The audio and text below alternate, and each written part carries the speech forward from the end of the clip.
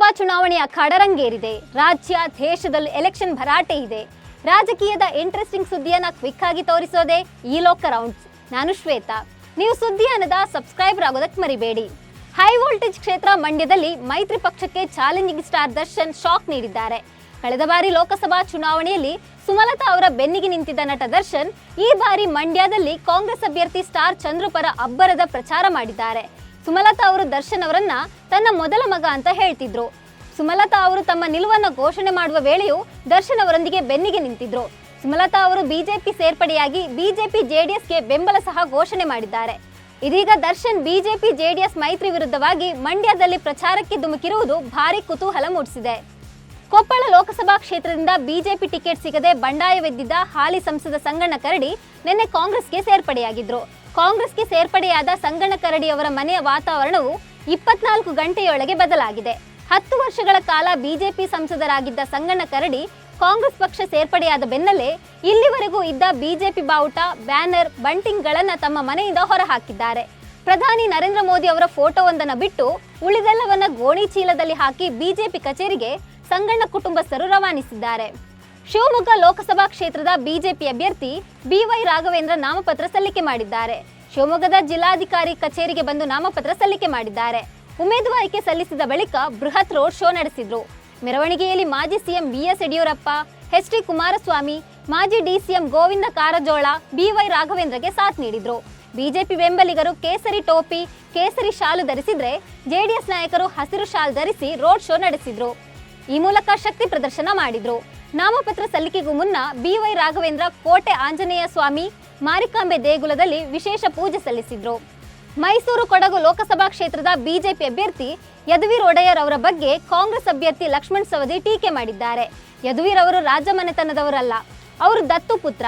ಕೇವಲ ಕೈ ಎತ್ತುವುದಕ್ಕೆ ಅಷ್ಟೇ ಅವರ ಆಯ್ಕೆ ಸೀಮಿತವೇ? ಕೇವಲ ತಲೆ ಲೆಕ್ಕಾಚಾರಕ್ಕಷ್ಟೇ ನಾವು ನಮ್ಮ ಸಂಸದರನ್ನ ಆರಿಸಿ ಕಳುಹಿಸುವುದೇ ಅಂತ ಪ್ರಶ್ನೆಗಳ ಸುರಿಮಳೆಗೈದಿದ್ದಾರೆ.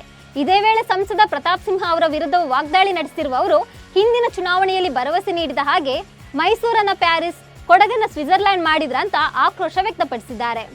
ಚಿಕ್ಕಬಳ್ಳಾಪುರ ಕಾಂಗ್ರೆಸ್ ಅಭ್ಯರ್ಥಿ ರಕ್ಷರಾಮಯ್ಯ ಪರ ಪ್ರಚಾರಕ್ಕೆ ಬಂದಿರುವ ಸಿಎಂ ಸಿದ್ದರಾಮಯ್ಯ ಅವರ ವಾಹನವನ್ನ ಚುನಾವಣಾ ಅಧಿಕಾರಿಗಳು ಚೆಕ್ ಪೋಸ್ಟ್ ಬಳಿ ತಡೆದು ತಪಾಸಣೆ ಮಾಡಿದ್ರು. ಚುನಾವಣಾ ಸಮಯದಲ್ಲಿ ಪ್ರಚಾರಕ್ಕೆಂದು ವಿಶೇಷವಾಗಿ ವಿನ್ಯಾಸಗೊಳಿಸಲಾಗಿರುವ ವಾಹನದಲ್ಲಿ ಸಿಎಂ ಸಿದ್ದರಾಮಯ್ಯ ಪ್ರಯಾಣ ಮಾಡ್ತಿದ್ರು.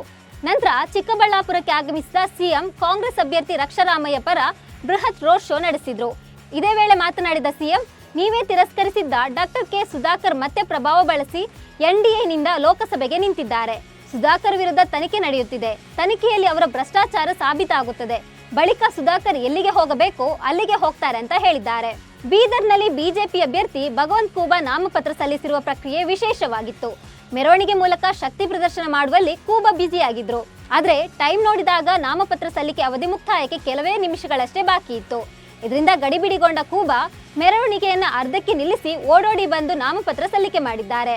ಉಪಮುಖ್ಯಮಂತ್ರಿ ಡಿಕೆ ಶಿವಕುಮಾರ್ ಮತ್ತು ಸಚಿವ ಪ್ರಿಯಾಂಕ್ ಖರ್ಗೆ ಅವರು ಚುನಾವಣಾ ನೀತಿ ಸಂಹಿತೆ ಉಲ್ಲಂಘನೆ ಮಾಡಿದ್ದಾರೆ ಅಂತ ಆರೋಪಿಸಿ ಬಿಜೆಪಿ ಮುಖಂಡರು ಮಾಜಿ ಉಪಮುಖ್ಯಮಂತ್ರಿ ಡಾಕ್ಟರ್ ಅಶ್ವಥ್ ನಾರಾಯಣ್ ಅವರ ನೇತೃತ್ವದಲ್ಲಿ ಚುನಾವಣಾ ಆಯೋಗಕ್ಕೆ ದೂರು ಸಲ್ಲಿಸಿದ್ದಾರೆ. ಈ ಬಗ್ಗೆ ಸಾಮಾಜಿಕ ಜಾಲತಾಣ ಎಕ್ಸ್ನಲ್ಲಿ ಕರ್ನಾಟಕ ಬಿಜೆಪಿ ಪೋಸ್ಟ್ ಮಾಡಿದೆ. ಮತದಾರರಿಗೆ ಬೆದರಿಕೆ ಹಾಕಿ ಕಾಂಗ್ರೆಸ್ ಅಭ್ಯರ್ಥಿಗೆ ಮತದಾನ ಮಾಡುವಂತೆ ಒತ್ತಾಯಿಸಿದ್ದಾರೆ ಅಂತ ಬಿಜೆಪಿ ಆರೋಪಿಸಿದೆ. ದಕ್ಷಿಣ ಗೋವಾದ ಬಿಜೆಪಿ ಮೊದಲ ಮಹಿಳಾ ಅಭ್ಯರ್ಥಿ ಪಲ್ಲವಿ ಡೆಂಪೋ ಮತ್ತು ಅವರ ಪತಿ ಶ್ರೀನಿವಾಸ್ ತಮ್ಮ ಆಸ್ತಿ ವಿವರ ಘೋಷಿಸಿಕೊಂಡಿದ್ದಾರೆ. ಬರೋಬ್ಬರಿ 1400 ಕೋಟಿ ರೂಪಾಯಿ ಆಸ್ತಿ ಒಡತಿಯಾಗಿದ್ದಾರೆ ಪಲ್ಲವಿ ಅವರು 255.4 ಕೋಟಿ ಮೌಲ್ಯದ ಚರಾಸ್ತಿ ಹೊಂದಿದ್ರೆ, ಡೆಂಪೋ ಗ್ರೂಪ್ ಅಧ್ಯಕ್ಷರಾಗಿರುವ ಅವರ ಪತಿ ಒಡೆತನದ ಆಸ್ತಿ 994.8 ಕೋಟಿ ರೂಪಾಯಿ. ಪಲ್ಲವಿ ಮತ್ತು ಶ್ರೀನಿವಾಸ್ ಡೆಂಪೋ ದಂಪತಿ ದುಬೈನಲ್ಲಿ 2.5 ಕೋಟಿ ರೂಪಾಯಿ ಮೌಲ್ಯದ ಆಸ್ತಿ ಹೊಂದಿದ್ದಾರೆ. ಲಂಡನ್ನಲ್ಲಿ 10 ಕೋಟಿ ರೂಪಾಯಿ ಮಾರುಕಟ್ಟೆ ಮೌಲ್ಯದ ಅಪಾರ್ಟ್ಮೆಂಟ್ ಹೊಂದಿದ್ದಾರೆ. ಜೊತೆಗೆ ಗೋವಾ ಮತ್ತು ಭಾರತದ ಇತರ ಸ್ಥಳಗಳಲ್ಲಿ ಆಸ್ತಿ ಹೊಂದಿದ್ದಾರೆ. ಏಪ್ರಿಲ್ 19ರಂದು ಶುಕ್ರವಾರ 102 ಕ್ಷೇತ್ರಗಳಲ್ಲಿ ಮೊದಲ ಹಂತದ ಮತದಾನ ನಡೆಯಲಿದೆ. ಈ ಬಾರಿ 7 ಹಂತಗಳಲ್ಲಿ ಲೋಕಸಭಾ ಚುನಾವಣೆ ನಡೆಯಲಿದೆ. ಮೊದಲ ಹಂತದಲ್ಲಿ 21 ರಾಜ್ಯಗಳು ಮತ್ತು ಕೇಂದ್ರಾಡಳಿತ ಪ್ರದೇಶಗಳಲ್ಲಿ ಮತದಾನ ನಡೆಯಲಿದೆ.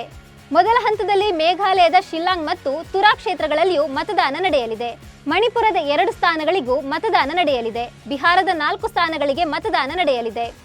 ಲೋಕಸಭಾ ಅಖಾಡದಲ್ಲಿರುವ ಕಂಗನಾ ರಣಾವತ್ ಬಿರುಸಿನ ಪ್ರಚಾರದಲ್ಲಿ ತೊಡಗಿಸಿಕೊಂಡಿದ್ದಾರೆ. ಮಂಡಿ ಕ್ಷೇತ್ರಕ್ಕೆ ಭೇಟಿ ನೀಡಿರುವ ಕಂಗನಾ ಅಲ್ಲಿನ ಪುರಾತನ ದೇವಸ್ಥಾನಕ್ಕೆ ತೆರಳಿ ಪೂಜೆ ಸಲ್ಲಿಸಿದ್ದಾರೆ. ಜೊತೆಗೆ ಚಂಬಾಗಡ್ಡಿ ಸಮುದಾಯದ ಸಾಂಪ್ರದಾಯಿಕ ಉಡುಪನ್ನು ಧರಿಸಿ ಮತಯಾಚನೆ ಮಾಡಿದ್ದಾರೆ. ಕಂಗನಾ ರಣಾವತ್ ಓಟಿಗಾಗಿ ಮೊನ್ನೆ ಭಾನುವಾರ ಕೂಡ ಗಿಮಿಕ್ ಮಾಡಿದ್ರು. ಭಾನುವಾರ ಹಿಮಾಚಲ ಪ್ರದೇಶದ ಮಾಜಿ ಮುಖ್ಯಮಂತ್ರಿ ಜೈರಾಮ್ ಠಾಕೂರ್ ಅವರೊಂದಿಗೆ ನೆಲದ ಮೇಲೆ ಕುಳಿತು ಊಟ ಮಾಡಿ ಗಮನ ಸೆಳೆದಿದ್ರು. ಇವಿಷ್ಟು ಪೊಲಿಟಿಕಲ್ ಹೈಲೈಟ್ಸ್.